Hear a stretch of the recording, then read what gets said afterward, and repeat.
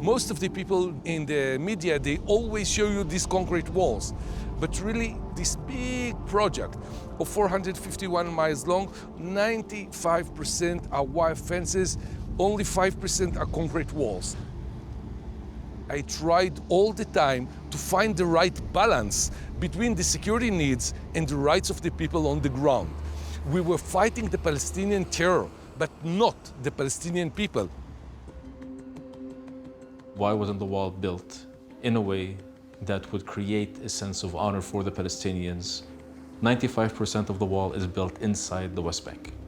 And a lot of the wall goes actually much, much deeper than just to say even a few kilometers from the Green Line. It goes really deep into the Palestinian West Bank areas. Often the wall separates between a farmer and his land. There are many of these cases where they cannot sell their products. In the areas that it does come onto the West Bank side, what's the reasoning? The West Bank is dominating Israel. It's on the mountains, and most of Israel is down the valleys. So you have to be on the top of the mountains for security reasons. Some people claim that these security walls are actually apartheid walls, and they are there to separate ethnicities, Jews from Arabs. Yeah. Do you believe that's true? I mean, it doesn't fit the reality here. Nothing ethnic here. What was apartheid? Apartheid was that you have bathrooms that white people can go to that black people can't access. You have education that white people can access and black people can't access. You know where that exists? That exists in every Arab state around Israel. That's exactly the way that they treat the Palestinian refugees that have been there for 70 years and have no citizenship, no public education, no public medical services. These countries say, oh, they're the problem of the UN. Every day enter to Israel more than 30,000 of Palestinians that work in Israel.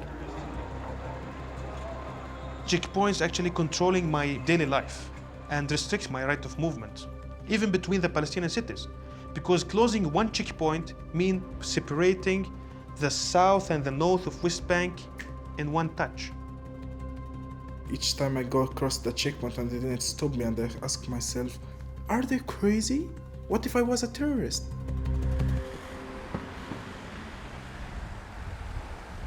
I've been told Palestinian women who are pregnant have actually died when they need to give birth and they can't get to a hospital on time because of an Israeli checkpoint. About 7 years ago, we got information from the Secret Service that there was supposed to be an ambulance coming through a checkpoint with a suicide belt. And the ambulance is coming with the sirens and everything, and a pregnant woman, 9 months pregnant, and what do you know? Under her mattress, there was a suicide belt. I personally seen it in my eyes. I don't know of any situation that someone was deliberately stopped at the checkpoint and lost his life doing so. If anything, the IDF always assists with medical treatment if someone is in need. Look at the general trend where people are denied access to hospital, access to schools, access to their own farms. And in this way, try to see what is causing the pain.